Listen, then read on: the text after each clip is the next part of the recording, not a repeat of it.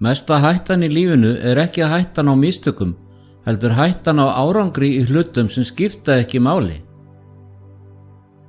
Opinberunarbókin talar lítinn hóp, þá 144.000 sem standa sem leiðarljós vonar í heimi sveipuðum andlegu myrkri. Ímyndaðu þér augnablik algjörs glundróða, þar sem vindum átaka haldið aftur af guðlegum mætti, þar sem sérhver sál merkt, annaðhvort til lífs eða glötunar. Hverjir eru hinir 144.000? Hvers vegna eru þeir einu innsiglaðir, varveittir og sigursælir þegar loka stormurinn skellur á? Spurningar eðlilega vakna. Verð ég meðal þeirra? Hvað skilur þennan hóp frá fjöldanum? Þessi hópur bókstaflegur eða táknrænn? Og ef þeir eru í raun útvaldir, hvað þýðir það fyrir alla hina? Opinberunarbókin lýsir þeim sem einstökum, óflekkuðum og innsigluðum með nafni Guðs, valdir, ekki vegna heppni, heldur vegna óbilandi trúar þeirra á lambið, jafnvel þegar heimurinn snýst gegn þeim. Þegar við leggjum að stað í þessa ferð, búðu þið undir óvæntar áskoranir og innblástur. Þetta ekki bara enn ein umræða endatímana. Í þessu myndbandi myndu uppgöta ekki aðeins hverjir þessir 144.000 eru, heldur hvernig þessi skilaboð eru ákall til aðgerða fyrir okkur öll. Vertu með mér því það liggur mikið undir. Við skulum byrja.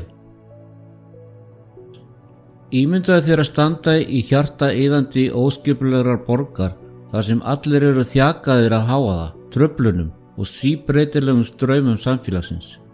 En meðal mannfjöldan stendur lítill sérkennilegur hópur, ólíkur hinum, óbilandi og fylltur óútskýranlegum friði. Þau eru merkt, ekki hið ytra heldur andlega, merki sem skín skært, jafnvel í dimmum skúmaskotum. Þetta innsýn í það sem Biblían lýsir í Opinberunarbókinni 7 og 14, hinum 144.000. Opinberunarbókin kynnir okkur fyrir þessum dularfulla hópi, fólki innsiglað af Guði sjálfum. Í Opinberunarbókinni 7:1-3 birtist okkur sviðsmynd heimsendis. 4 englar halda aftur að eyðileggjandi vindum dómsins, standa við 4 horn jarðar, en ekki hægt að sleppa þessum vindum fyrir en eitthvað mikilvægt gerist, innsiglun þjóna Guðs. Þetta innsigli sem settir á enni hinna 144.000 ekki eingöngu merki, heldur guðlegt tákn sem táknar eignarhald, vernd og velþóknun Guðs. Hugsaðu þér innsiglis hring konungs til forna.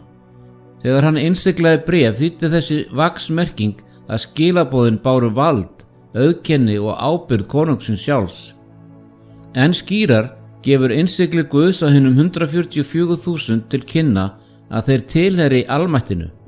Það fullvissa að jafnvel innan ringulreiðina eru þeir undir guðlegri vernd hans. Opinberunarbókin 14:1-5 tekur þetta hugtak enn lengra. Hér finnum við hinn 144.000 sem standa með lambinu á Síónfjalli. Birtingarmynd sigurs og guðlegrar hylli. Þeim lýst sem þeim sem hafa nafn föðurins skrifað á ennið, merki sem táknar algjöra tryggð og hreinleika. Þetta ekki yfirborðslegur hreinleiki, heldur andlegur hreinleiki, óflekkaður af legum og óbilandi í hollustu sinni við sannleika Guðs. Nú skulum við draga þetta upp í öðru ljósi. Íhugaðu brúðkaupsheit, þar sem 2 einstaklingar heita því að vera trú hvort öðru, að vera trúföst, sama hvaða stormar verða á vegi þeirra.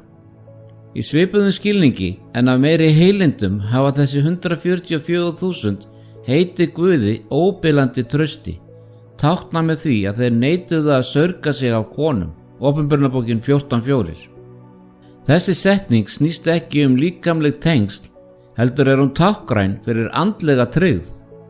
Á biblíumáli trúleysi við Guð oft lýst sem andlegu framhjáhaldi, þar sem fólk eltir uppi falskenningar og falska tilbeiðslu, líkt og Ísrael gerði þegar þeir viltust frá Guði.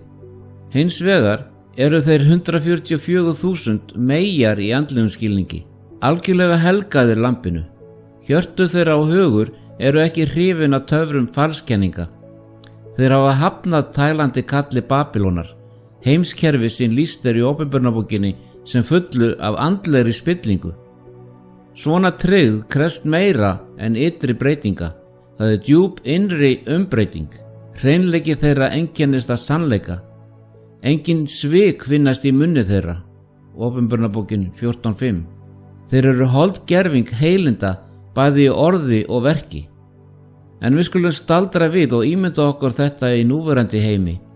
Sjáðu fyrir þér manneskju sem stendur á móti flóðbylgju almennra skoðana, fjölmiðla áhrifa og samfélagsþrýstings, óbilandi í skuldbindingu sinni við það sem hún veit að er rétt. Það þarf óvenjulegt hugrekki til að vera öðruvísi, synda á móti straumnum. En 144.000 eru dæmi þetta á andlegu sviði. Líf þeirra er vitnisburður óbilandi trú í heimi þar sem málamiðlanir eru normið.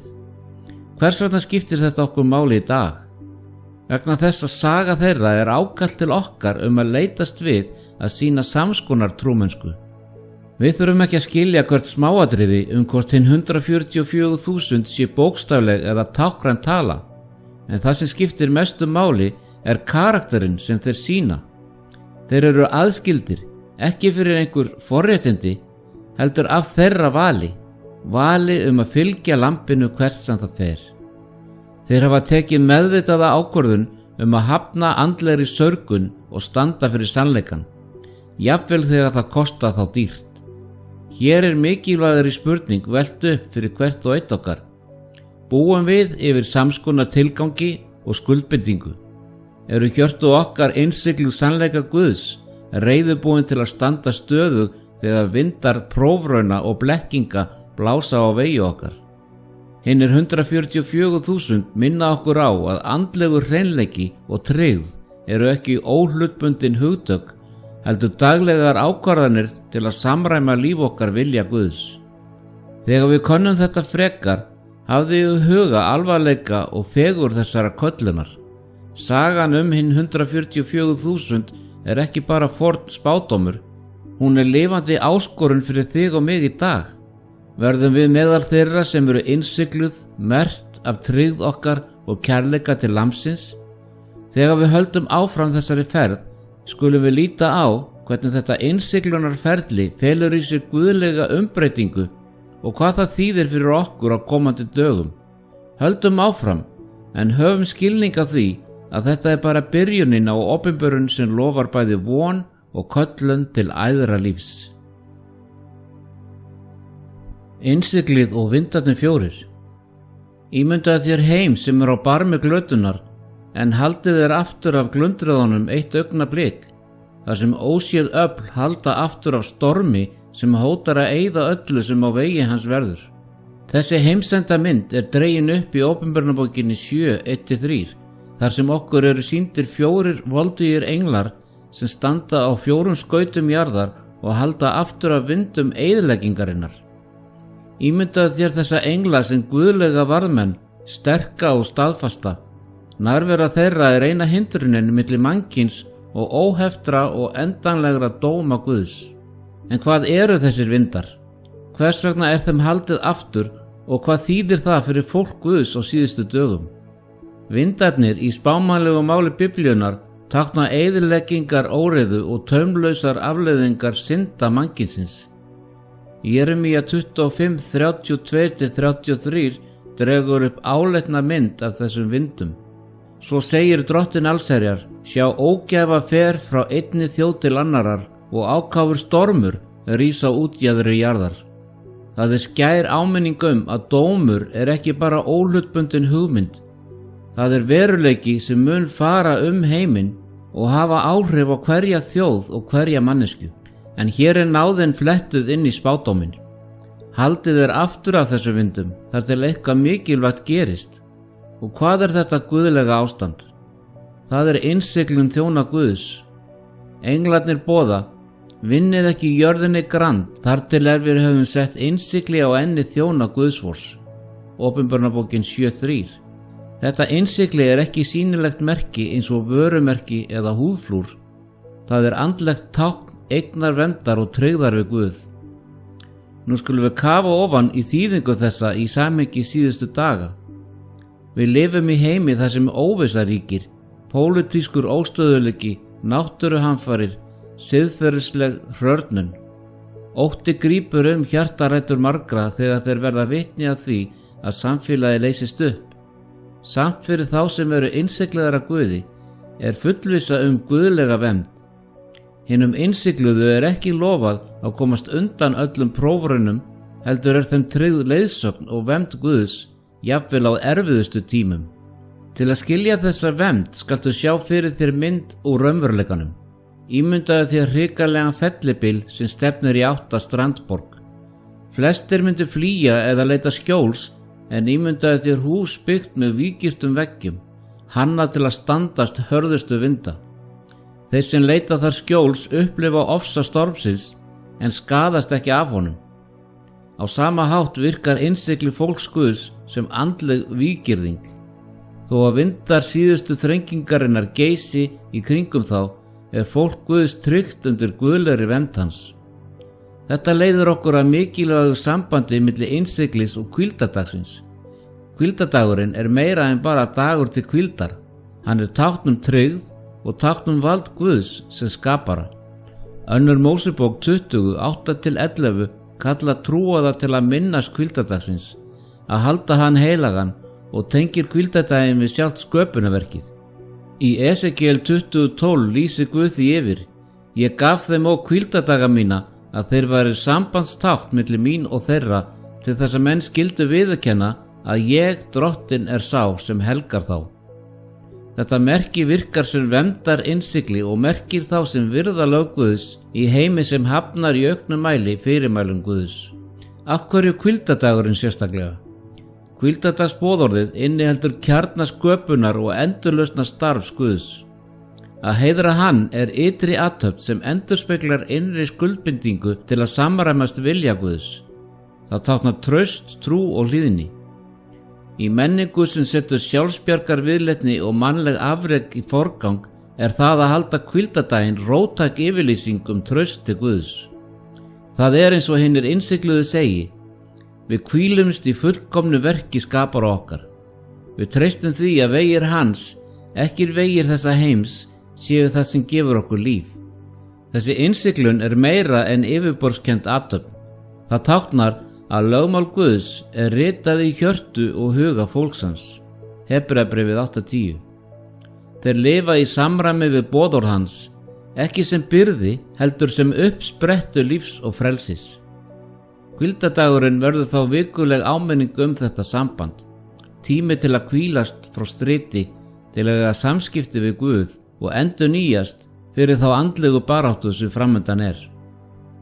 Þegar við förum yfir í næsta hluta ferðalagsins, hafði ég huga að innsiglunin snýst meira en vernd. Það snýst umbreytingu. Það undirbýr fólk Guðs til að takast á við loka kreppuna með trú sem ekki verður hnykkt á. Innsiglið gefur trúuðum styrk til að standa fast, ekki af ótta, heldur með fullvissu að þeir séu merktir sem Guðs eigin í skjóli undir vængjum hans þegar vindar dómsins búa sig undir að blása. Bókstaflegt eða tákgrænt.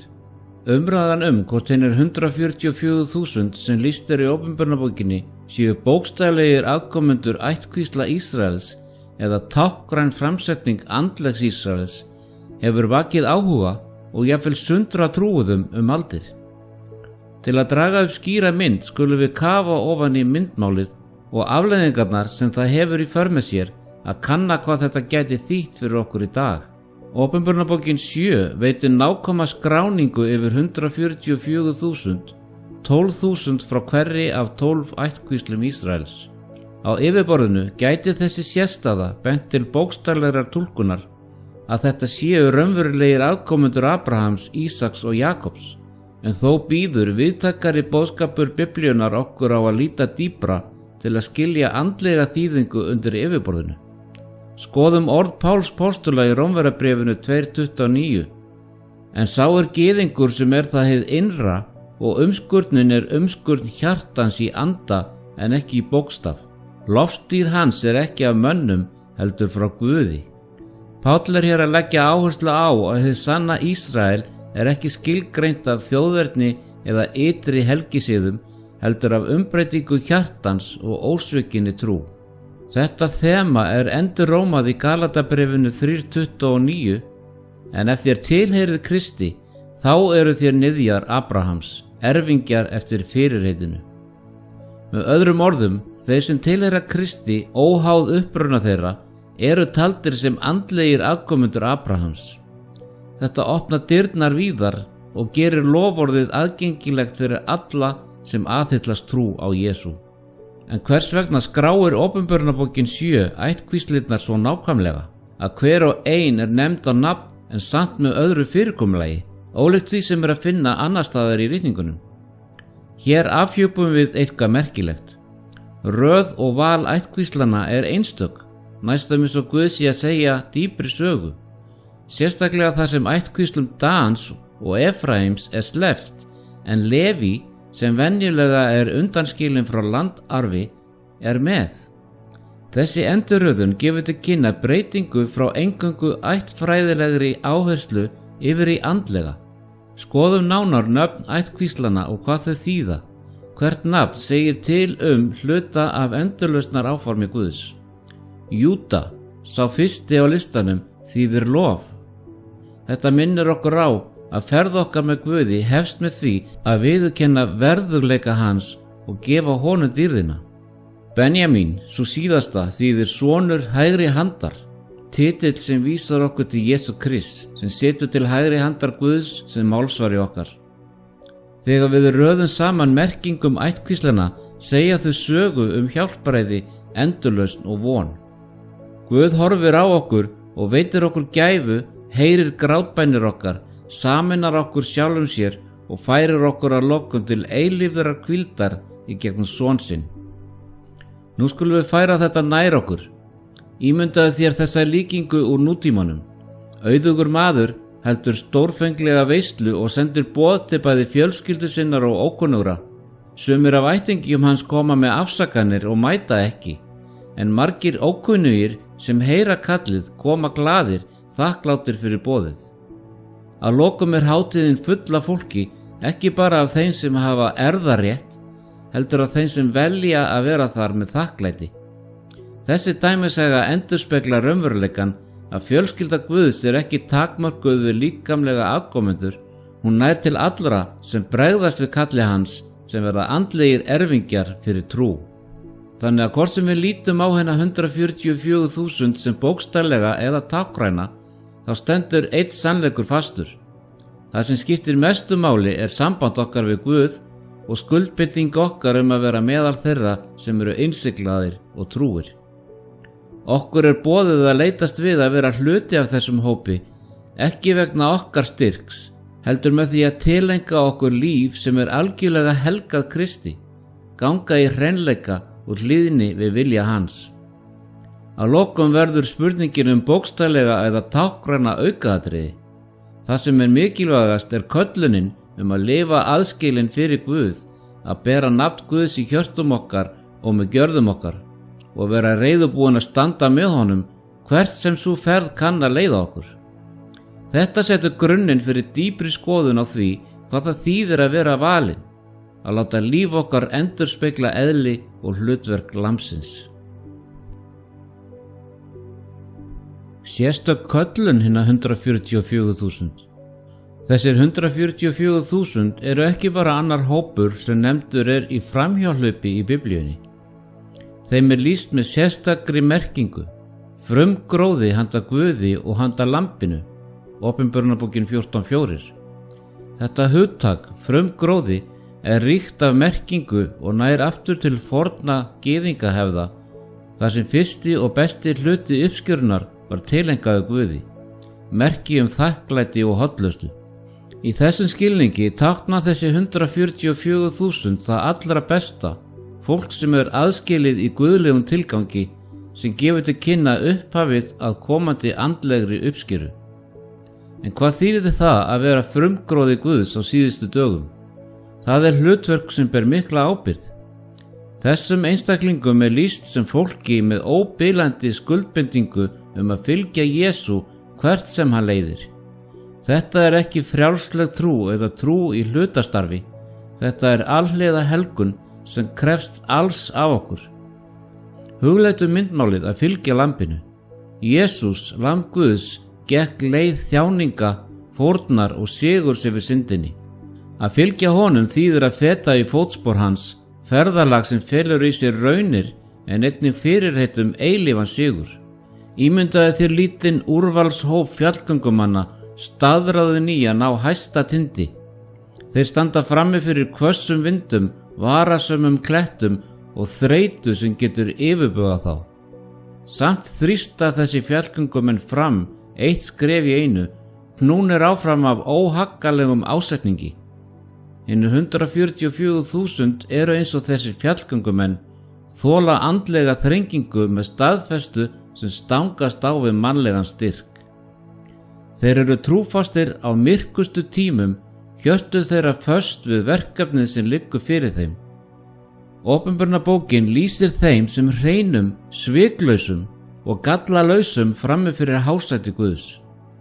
Þessi hreinleiki snýst ekki fullkomnun á mannlegan mælikvarða, heldur algjöra uppgjöf fyrir hreinsunarmátt Guðs, skuldbindingu að lifa í sannleika og réttlæti. Það sem aðgreinir þá er hæfni þeirra til að þola þrengingu á meðan þeir halda fast í trú sína. Þeir hafa gengið gegnum mikla raunir, ekki syndlausir, heldur hreinsaðir. Reynsla þeirra minnir okkur á að sönn trú skín skærast í mótlæti. Það er eitt að boða trú við þægilegar aðstæður, en að halda tryggð þegar allt er að falla í sundur, það er svo trú sem Guð kallar lokatíma fólksi til að bera. Þetta er óttablandin en hvetjandi köllun til að vera svo trú Jesú að ekkert getur dregið úr trausti okkar á honum. Íhugaðu nú sérstaka köllun þeirra í ljósi fyrstu postulana. Hinir 12 postular Jesú voru venjulegir menn, fiskimenn, tollheimtumenn, fólk með galla og efasemdir. Samt eftir að hafa fengið heilagan anda á hvítasunnudag urðu þeir djarfir boðberar fagnaðar erindisins, fúsir til að fórna öllu til að breiða út boðskap Krists. Þeir ferðuðust víða og þoldu ofsóknir, fangelsun og jafnvel dauða vegna trúboðs síns. Hinir 144.000 eru á margan hátt loka tíma ígildi þessara postula. Þeir eru boðberar nútímans, reiðubúnir að hafa vald til að boða loka viðvörun og boð Guðs til heims á barmi dóms. Sjáðu þetta fyrir þér. Postularnir voru frumkvöðlar fagnaðarindisins og kveiktu eld sem breyttist út heiminn. Þessir 144.000 eru þeir sem bera kyndilinn við endalókin. Þeir eru kallaðir til að lýsa upp myrkustu stundina fyrir endurkomu Krists og lýsa yfir sannleika Guðs með djörfung sem er gefin af heilugum anda. Rétt eins og postularnir drógu sig ekki undan köllun sinni, standa hinir 144.000 staðfastir, óhaggaðir, jafnvel þegar myrkra öflin rísa gegn þeim. Svo hvað getum við lært af þessu? Hinn víðtæki og andlegi lærdómur er skýr. Að vera hluti af lokatíma hreyfingu Guðs krefst óvenjulegrar helgunar og hreinleika trúar. Það kallar á fúsleika til að fylgja Jesú sama hvað það kostar, að standa upp úr og standa staðfastir í heimi sem er sífellt fjandsamlegri sannleikanum. Það er ekki trú sem fellur inn í bakgrunnin, heldur trú sem skín, vitni umbreytandi kraft Guðs. Þegar við höldum áfram að kanna eðli þessa hóps og hlutverk hans, skulum við hugleiða okkar eigin köllun. Erum við tilbúin að fylgja lambinu hvert sem það fer? Erum við að temja okkur trú sem þolir erfiðleika, trú sem er ósveigjanleg í þrengingum? Hinn 144.000 skora á okkur að fara dýpra, lifa meðvituð mikilvægi köllunarinnar og tilgang, vitandi að Guð hefur hlutverk fyrir hvert og eitt okkar í endurlausnar áætlun sinni. Og þegar við sækjum fram, erum við minnt á að andinn sem styrkti fyrstu postulana er sami andi sem stendur okkur til boða í dag, sem gerur okkur hæf til að vera trú vitni á þessum síðustu dögum. Hinn mikli fjöldi og tengsl þeirra. Opinberunarbókin kynnir okkur fyrir tveimur sláandi hópum í 7. kafla, hinir 144.000 og hinn mikli múgur. Við fyrstu sýn virðast þeir aðskildir í lýsingum sínum og auðvitað í hlutverkum sínum. Samt leiði dýpri könnun á textanum í ljós djúpstæð tengsl sem hafa vakið umræður og mismunandi túlkanir meðal fræðimanna og trúaðra aldir. Fyrst skulum við sjá fyrir okkur hinn mikla fjölda eins og lýst í Opinberunarbókinni 7:9-17. Ímyndaði þér vettvang ótrúlegar fjölbreytni og mikilfengleika, stóran hóp fólks af öllum þjóðum og ættkvíslum og tungum, sem stendur frammi fyrir hásæti Guðs og frammi fyrir lambinu, klæddur hvítum skikkjum og með pálmagreinar í höndunum. Þetta mynd af fullkomnum sigri, sýn sem ljómar af lífi og sigri, sem ómar gleðina yfir miklum hátíðahöldum eftir harða baráttu. Hvítar skikkjur þeirra tákna hreinleika, þygnir í blóði lambsins, og pálmagreinar þeirra eru merki frið og landvinninga sem minnir á sigurhátíð Ísraels til forna. En hver þessi mikli fjöldi eiginlega? Eru þeir algjörlega aðskilinn hópur frá þeim 144.000 eða eru þeir í raun sama fólkið skoðað frá tveimur ólíkum sjónarhornum? Hér þar sem túlkanir eru mismunandi. Sumir halda því fram að hinn mikli fjöldi séu fulltrúar hinnar endurlaustu frá öllum tímum en hinnir 144.000 séu sérstakur valinn hópur frátekinn fyrir síðustu daga. Hins vegar bendir annað sjónarhorn til þess að þessi hópar séu ekki aðgreindir, heldur sýni sama samfélag trúara lýst á annan hátt til að draga fram ýmsar hliðar á reynslu þeirra og hlutverki. Hugleitu þetta. Þessir 144.000 eru sýndir sem herskáir, innsiglaðir menn Guðs á jörðu, sem taka þátt í andlegri baráttu síðustu daga. Þeir eru her trúara, andlega brinnvarðir og tilbúnir til að takast á í síðustu blekkingar og raunir sem munu fara heiminn.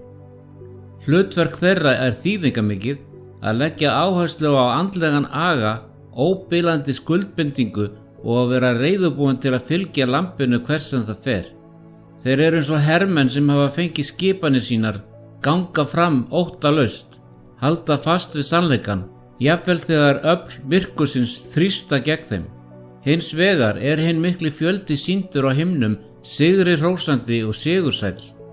Þeir hafa gengið í gegnum mikla þrengingu og standa nú frammi fyrir hásæti Guðs og þjóna honum dag og nótt í musteri hans.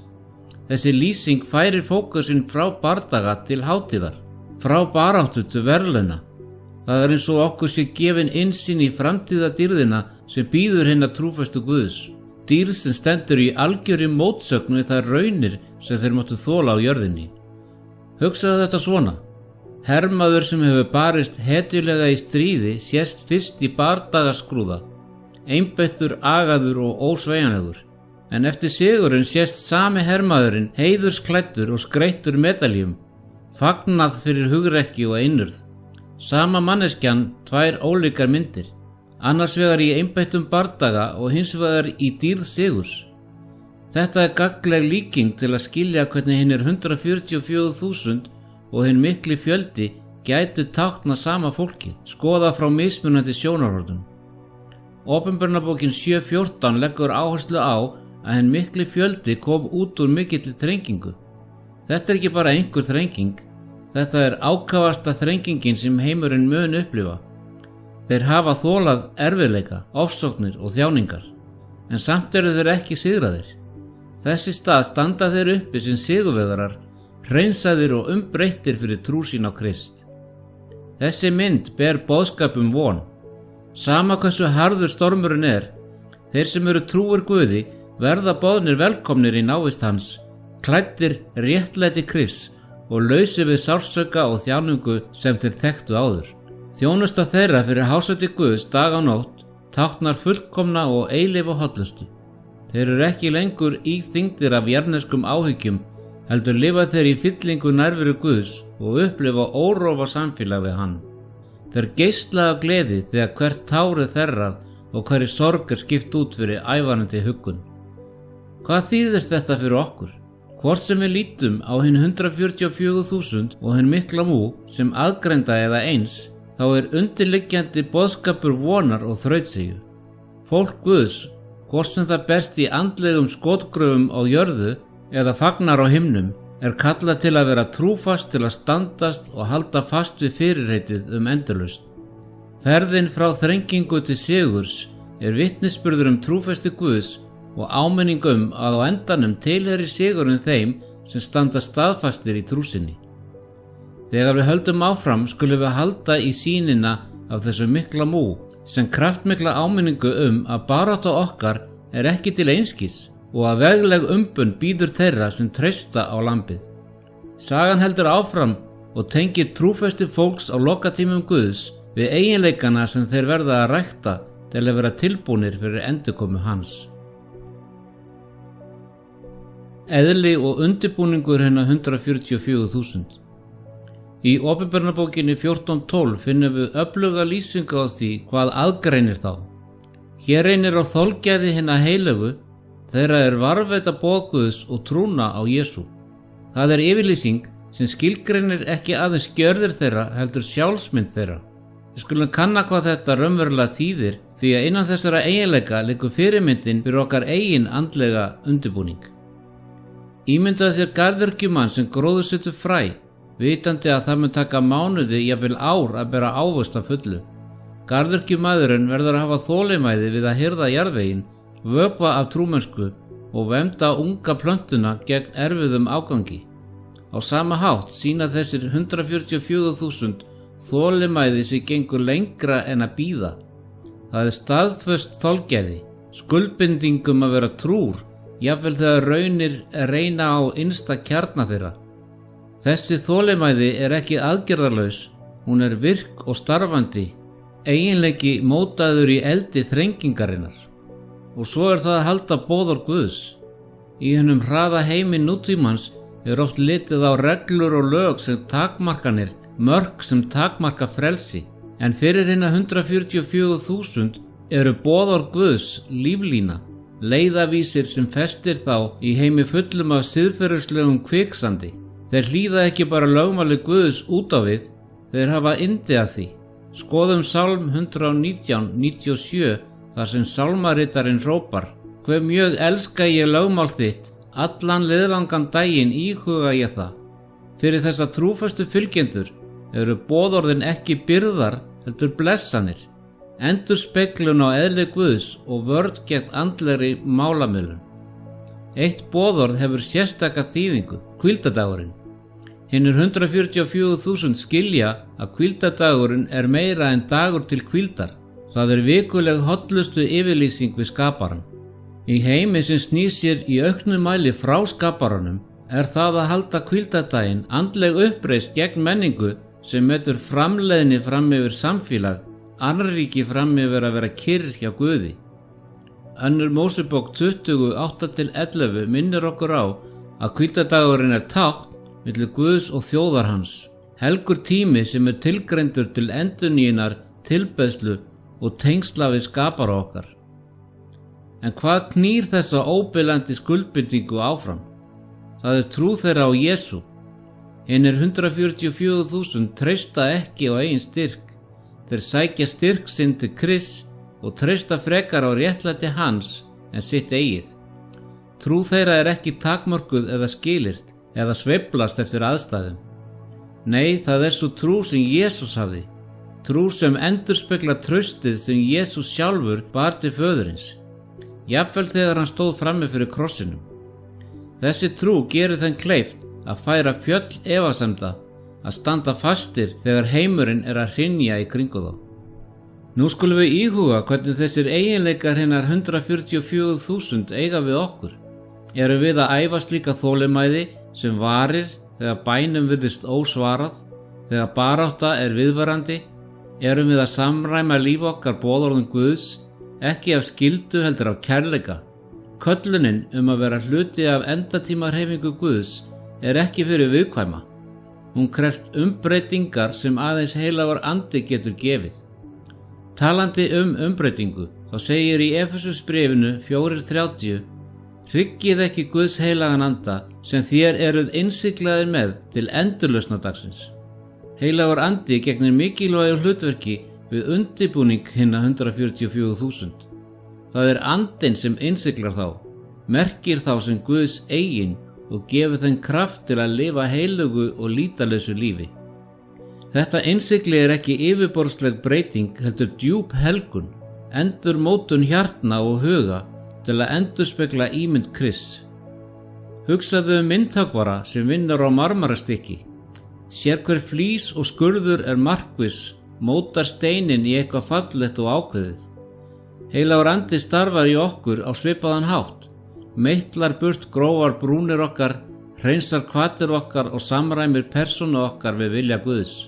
Þeim 144.000 er lýst þannig að í munni þeirra var enga lygi að finna, sem endurspeglar hreinleika sem stafar að verki Guðs innra með þeim. Opinberunarbókin 14:5. Undirbúningur þeirra er heildrænn, snertir alla þætti lífs þeirra. Þeir eru ekki bara trúaðir, þeir eru umbreyttir. Og það leiðir okkur að spurningu sem við verðum öll að glíma við. Erum við að leyfa heilögum anda að vinna þetta verk í okkur? Erum við að leitast við að lifa lífi sem heiðrar Guð, ekki bara á almannafæri, heldur í einrúmi þar sem aðeins hann getur séð? Þegar við undirbúum okkur til að halda áfram, skaltu íhuga hvernig þessi köllun til hreinleika og trúfesti rímar við þitt eigið líf. Hinn 144.000 sýna okkur að það að fylgja Kristi snýst ekki fullkomnun, heldur helgun.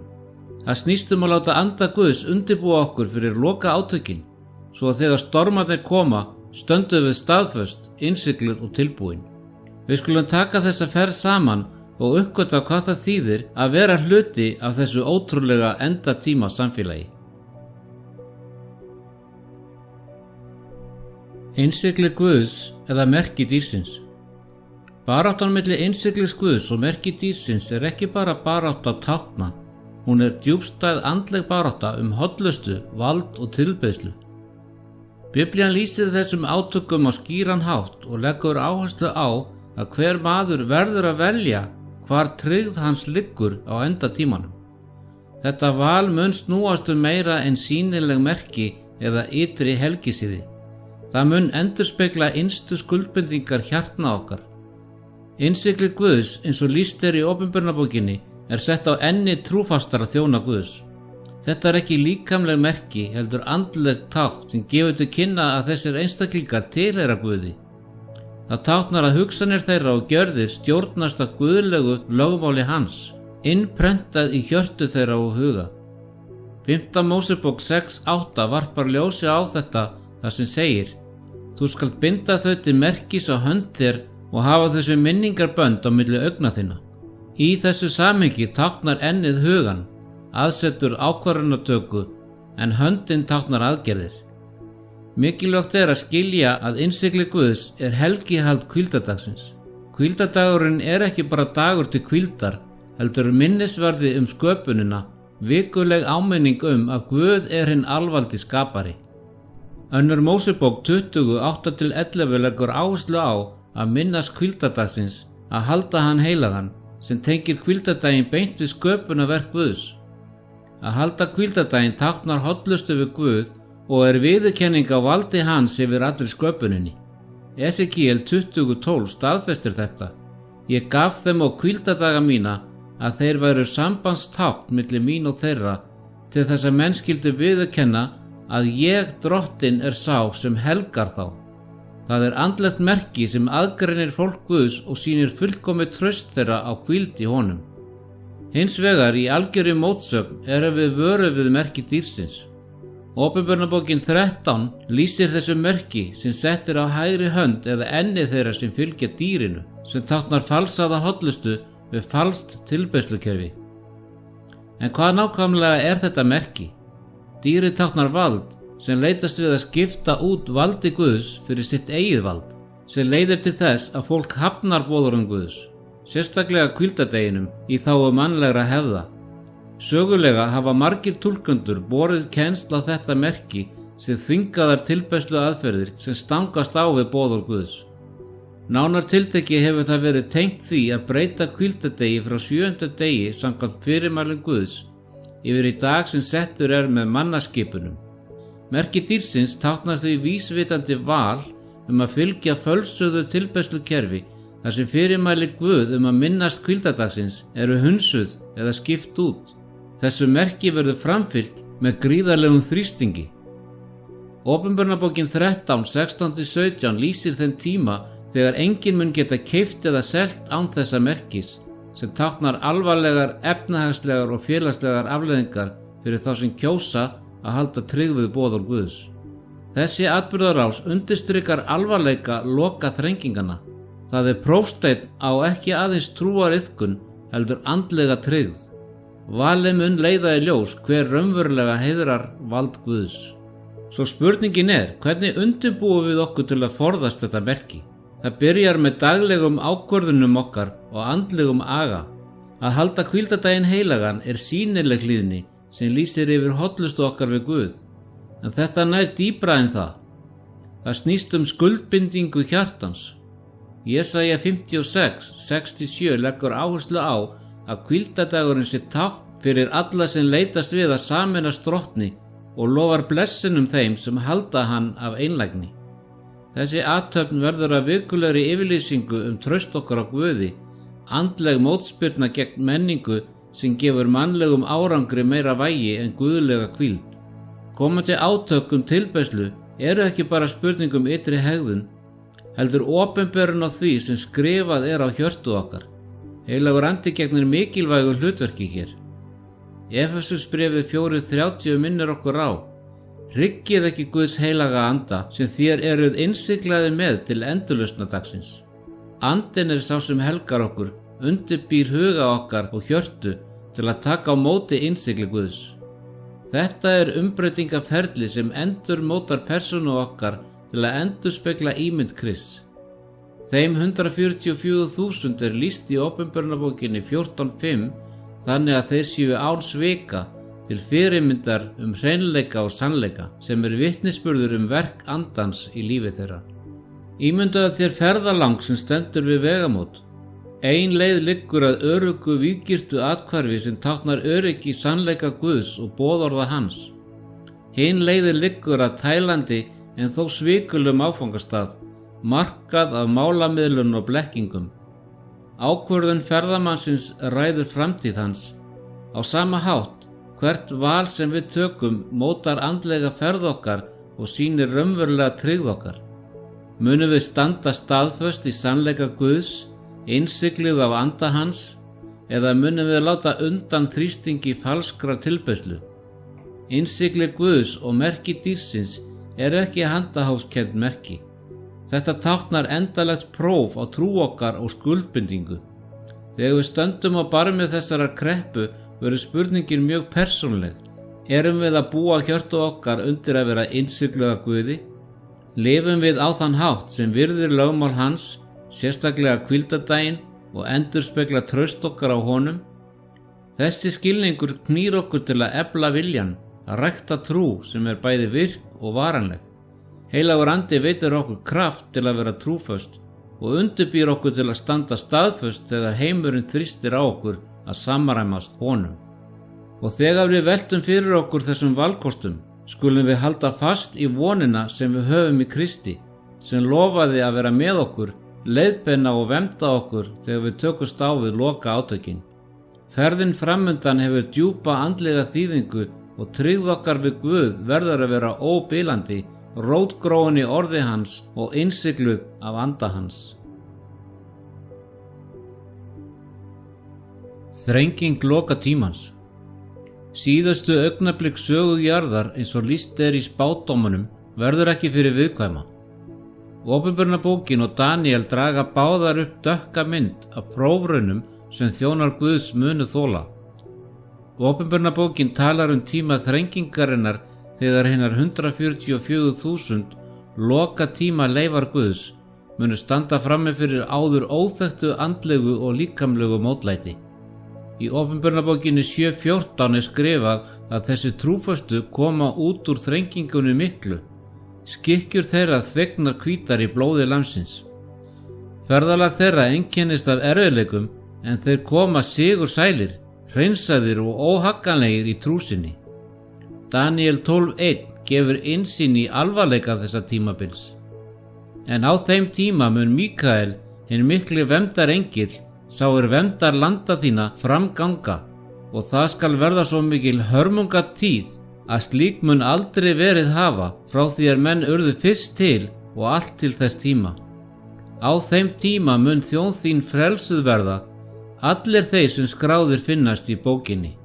Míkael, hinn mikli prins og himneski verndari, rís upp til að verja fólk Guðs í mestu kreppu sem heimurinn hefur séð.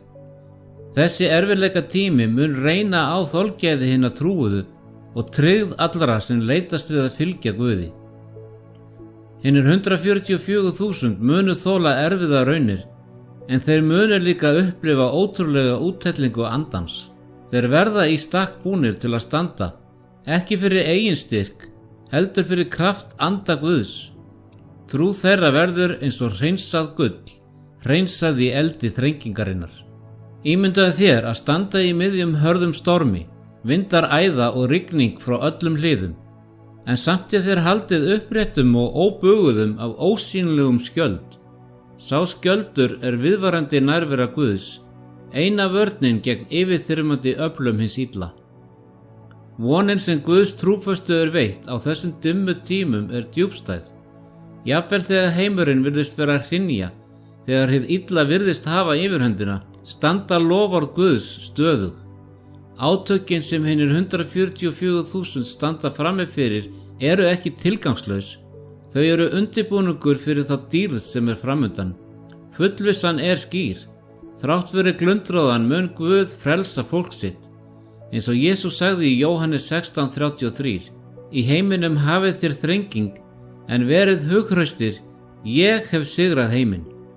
Nú þegar við stöndum á mörkum þessa atburða boðskapur enda tímana ekki bara spádómur, hann ákall að vera reiðubúinn og beita sjálfskoðun. Ef þessi skilaboð vekja eitthvað í hjarta þínu, segðu í athugasemdunum: Ég vel innsigli Guðs. Þetta einföld en djúpstæð yfirlýsing, leið til að boða löngun þína til að vera hluti af trúföstum leifum Guðs. Hugleitu þetta. Lifir þú í takt við loka tíma köllum Guðs? Forgangsröðin þín mótuð af orði hans, eða ræðst hún af hverfulum gildum þessa heims? Kostnaðurinn við að vera lærisveinn hár, en launin eilíf. Að vera meðal þeirra trúföstu Guðs þýðir að velja að vera öðruvísi, að lifa með skýrum og óbilandi tilgangi. Það þýðir að vera fús til að þola prófraunir, treysta því að náð Guðs sé næg fyrir hverja áskorun sem við getum staðið frammi fyrir. Við skulum enda með bæn og bjóða styrk og leiðsögn Guðs inn í líf okkar. Þrátt fyrir prófraunirnar framundan ljós og líf í Kristi. Himneski Faðir, við komum fram fyrir þig með auðmjúk hjörtu, viðurkennum þörf okkar fyrir styrk þinn og vernd. Þegar við undirbúum okkur fyrir þær áskoranir sem framundan innsiglaðu okkur með anda þínum svo að við getum staðið staðföst í trú. Fylltu okkur hugrekki og hjálpaðu okkur að samræma líf okkar að vilja þínum. Megi náð þín styðja okkur og megi kærleikur þinn leiða hvert skref okkar. Við setjum traust okkar á þig, athvarf okkar og lausnari, í Jesú nafni. Amen. Á þessum síðustu dögum mættu við finnast trúföst, bera merki innsiglis Guðs og lifa sem vitni óbilandi kærleika hans og sannleika. Við skulum halda áfram því að frelsun okkar nálgast.